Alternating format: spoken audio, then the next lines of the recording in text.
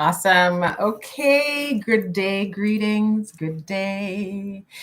I am here and we are here together. I want to welcome you all back. My name is Odessa Thornhill, Doctor of Natural Medicine, womb wellness coach, soul therapist, and I'm here to share all things mind, body, soul, spirit, and womb wellness with you. And if you've been following me, you know that I've been coming on live and just recording these episodes for you, sharing my perspective on these things. And so I'm going to continue. Today, I wanted to have a conversation with you in this episode about developing a healthier relationship to yourself. And so let me just fix myself here. See the questions that I have to ask myself and answer. So basically, in this episode, like I said, we're going to be talking about the idea of developing a healthier relationship with yourself and why I consider it to be an important thing. So the ultimate goal of most of the clients, if not all of the clients and the prospects who I have a conversation with, is about them actually wanting to develop a healthier relationship to themselves, right? You realize that you haven't been listening to yourself. You realize that you've been counterproductive, that you've been doing things counterintuitive. Like I just got off a call with a client and she mentioned numerous times in our call that she did not follow her gut. You know, like a situation imploded on her, but she knew from the beginning, something told her that something wasn't right, but she decided that she was going to continue on and, ignored all of the signs, and the whole project imploded. And here she is left to her own thoughts about, herself, the choices that she made to not listen to herself, the cleanup that is required afterwards now. And then like these boundaries of like, am I going to implement myself in this aspect of cleanup, in this aspect of follow up, or am I going to, pull back and just kind of regroup and figure out where I'm at now with everything, right? So developing a healthier relationship to yourself brings us to developing these levels of boundaries, healthier boundaries within yourself, right? Like the overgiving, or why didn't I say no, or why do I always allow this to happen, or how come I never take this into consideration, which then leads you to a level of trust that you have, right? You trust that this experience has come up before and I was feeling like this, and I'm not going to put myself in this situation again. Or whereas, I think that this is something that I can continue to do, I can pursue, and you take the chance and you pursue and you follow, right? Or you trust that you need to be having the conversations with your doctor, or that, hey, I shouldn't go out right now because my body is exhausted. I just had these 1, 2, 3, 4 experiences and I need to spend a little bit more time regenerating myself, or I need to stop eating these certain foods. Like we need to trust, right? And then with this comes the development of new skills, comes the acquisition of new skills. As we're focusing on the ultimate goal of developing that healthier relationship to yourself, it also includes making sure that you have the skills, that you acquire the skills that are needed to be able to execute the new activities that it is that you're building yourself towards, right? Because you don't have these disciplines in place. You don't have, the habit of thinking like this, or acting like this, or responding in this particular way. And so this is something that you have to acquire, right? And so developing a healthier relationship to yourself also includes setting healthier boundaries, recognizing shoddy boundaries and setting new boundaries, recognizing a level of trust that you need to have, and then the acquisition of new skills. And so for me, when it comes to understanding, like really, really, like when you're looking for solutions to your issues, right? The kind of issues that I help women to solve, I find that this is very helpful. And I find it to be very helpful and because of what's required, right?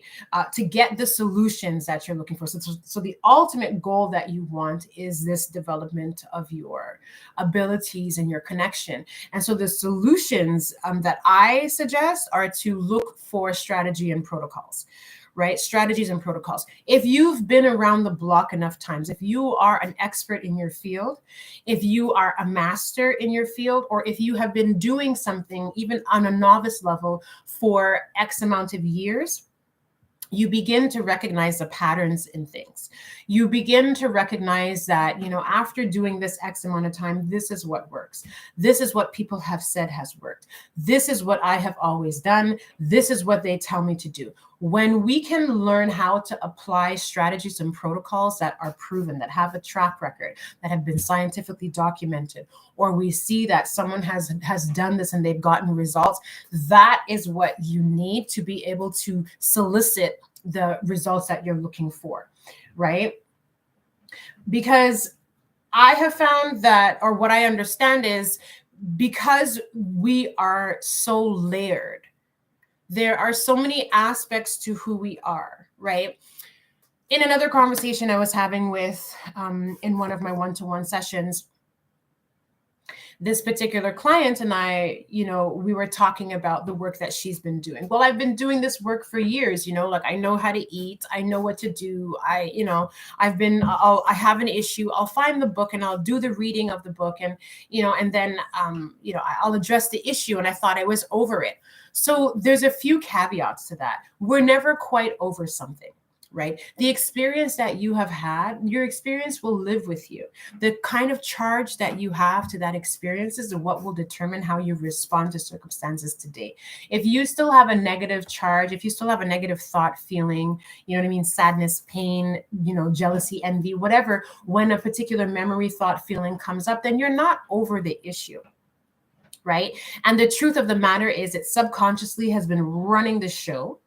And unless you are able to address this and take care of it, then everything that you're doing in your conscious life, like you're preparing your foods and you're making these plans, it's moot. It's a moot point, because your subconscious is sitting in the back here with their arms folded like, look at what this person is doing. They think that we're going to do it. No, we know what the real deal is and what we believe and how we live and what we do. And we're going to continue to do this. You can make all of the changes that you want, or all the preparations for the changes that you want. But until you come to me and you fully and truly address me, you're not going to get the results that you're looking for. And so as we began to do the work on deeper levels with this particular client, I'm like, okay, so, you're dealing with the issue of infertility, you're dealing with the issue of abandonment issues, but we have to go deeper into understanding why it's still an issue for you right now. If you all can hear, my youngest son is calling me, which probably means I'll have to take a pause to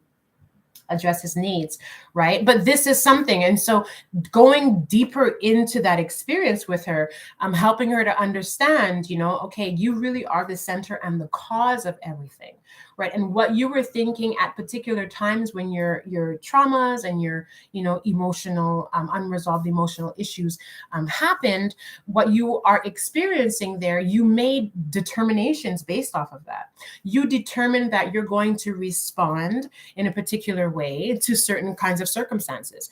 You decided that you are never going to, be happy in these instances because this is what your 7-year-old self has in the mind based off of the trauma that you experienced. The experience that went on created a limiting decision for you, right? And so now you are perpetuating this. And so here you are as an adult trying to figure out why you can't, eat regularly, or why you don't want to eat properly, why it's just not important to you. It's not a priority. Well, based off of an experience when you were a younger child, right? And so you can be doing all of the work of reading the books, but if you can't go deeper, if you can't understand why your body's responding, if you don't know how to clear these charges that your body is carrying, right, the negative experiences that you're feeling, it's going to perpetuate itself. And then when you're in the process of trying to make those changes, it's not going to happen, which is why I brought up the circumstance with this last client, because this was the situation for her. Well, I've been doing this for so long. I've been, reading all the books and I've been doing all the things, but there are levels that you haven't gotten to, my girl. And sometimes this is why you need the strategy and the protocol.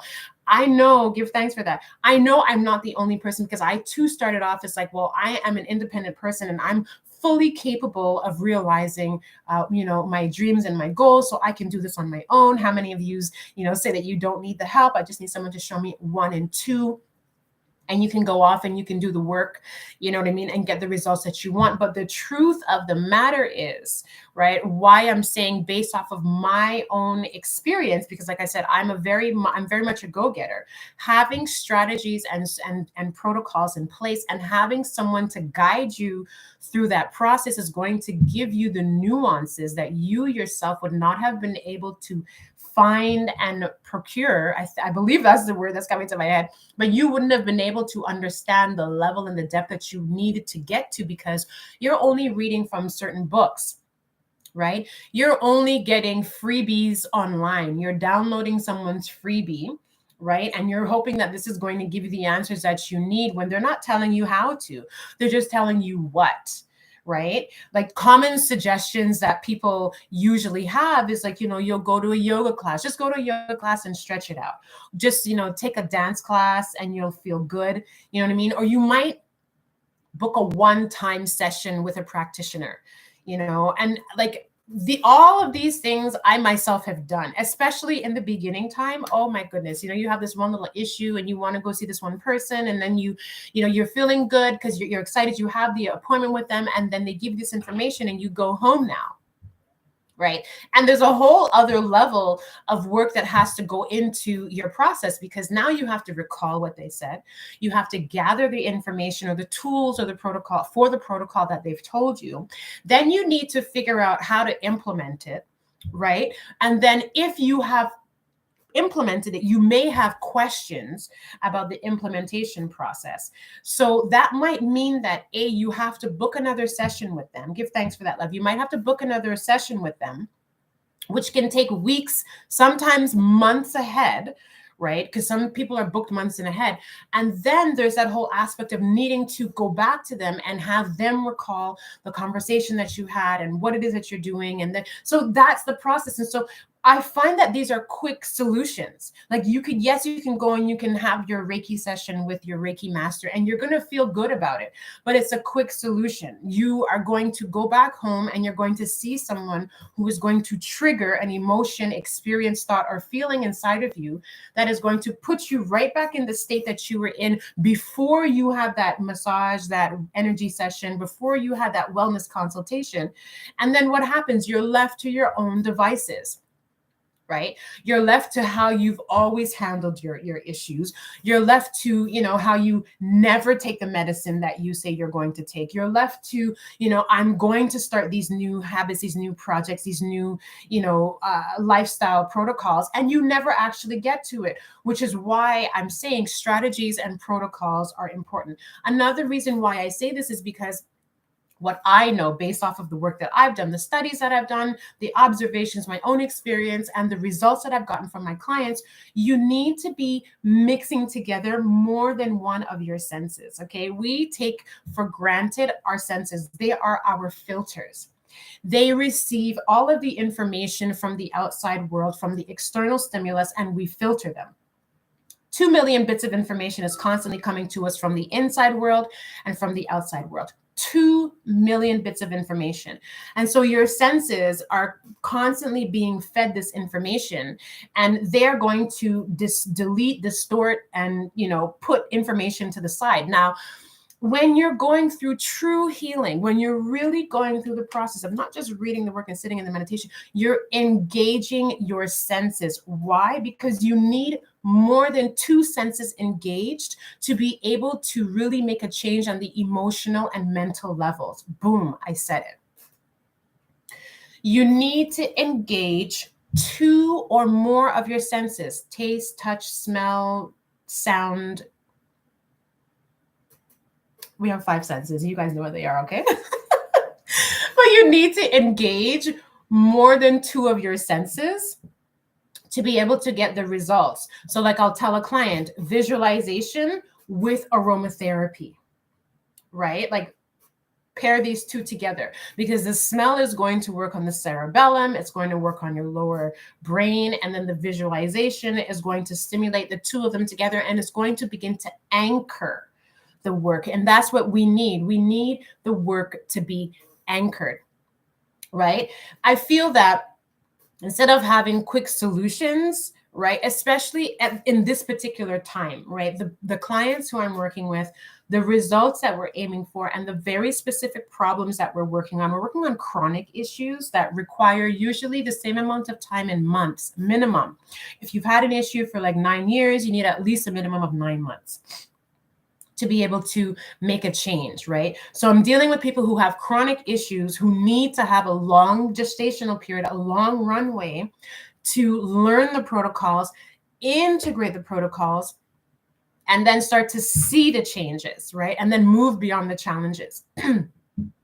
And so when you're doing it in this particular way, this is where the quality of embodiment begins to happen. This is where you start to truly see the changes. And it isn't that, oh, I read that these are the changes that are going to happen. And oh, I tried this 1 or 2 technique and I happened to get, I saw a slight change. I'm not quite sure. It's 3 weeks. I'm still doing it. And I'm still waiting for results, right? It's about getting the wins, right? Executing the strategy, seeing the process that you're getting from it, recording the wins, and taking the feedback and moving forward with that, right? Because this is how you're able to address your whole being.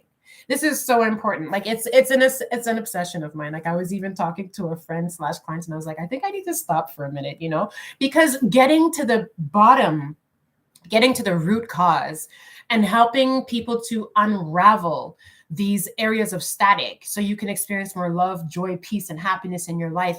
Like it's a real thing. It's a real thing. And the energy, the vibrational imprint that you're carrying, not what you're showing to the world, like that true energetic imprint that you're carrying, this is what is running the show for you.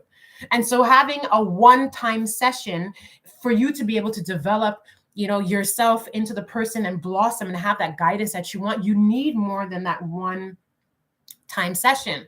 Because what we're dealing with when we're dealing with this work, right? When you're doing real long-lasting, deep changing work, you're working from the level of your values and your identity. We're working on areas that you can't see.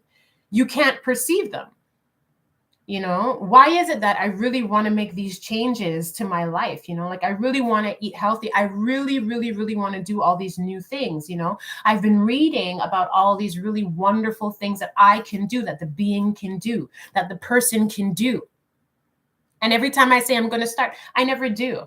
Well, it's not a priority. It's not a priority. It's not a value that you hold near and dear. It's not a part of your identity. Part of your identity might be to, chill out on the TV, you know what I mean? And watch reruns. Like that's what you grew up doing. It's a priority for you. You enjoy watching shows and you enjoy eating particular foods while you're watching shows. You identify with that. That is a value that you carry. So when we talk about, let's eat some carrots and hummus instead of eating Doritos that are filled with MSG, you know what I mean? Like it's you don't relate eating hummus and carrots as a priority that is of top-notch value to you. So if I'm coming to you and I'm suggesting this to you and you're saying, oh yeah, it makes sense. It makes logical sense to your conscious mind, right? But when you go home, your unconscious mind once again is sitting there like, sis, brother, we're not doing that. So you can do all the little things that you want. You can set your alarms, but we're not going to continue with it, right? And so you need to familiarize yourself with these aspects of yourself when we're dealing with natural medicine.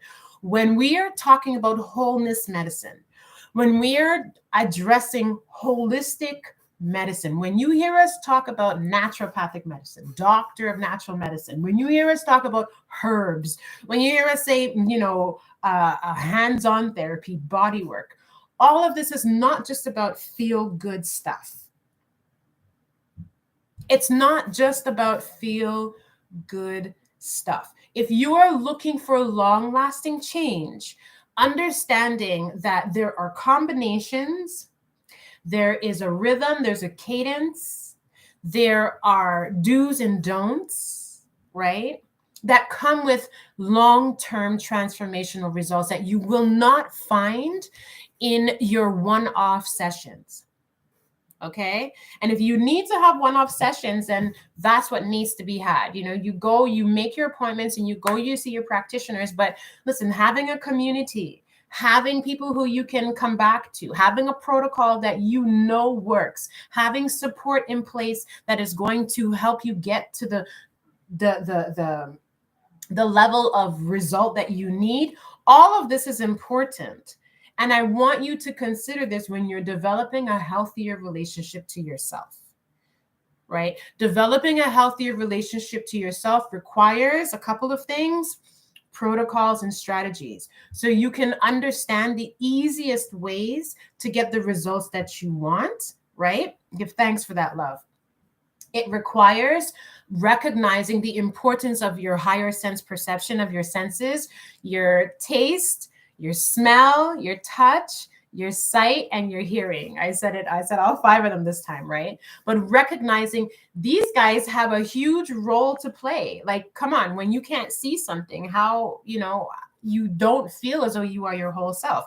How many times, are you driving? If you drive, you ever do that? You're driving and you're listening to music and you need to focus. You will turn the music down because you need to have another aspect of your senses to be heightened. And so you turn down the sound so that your hearing can be a bit more acute. Like, this is how we are. This is how we function.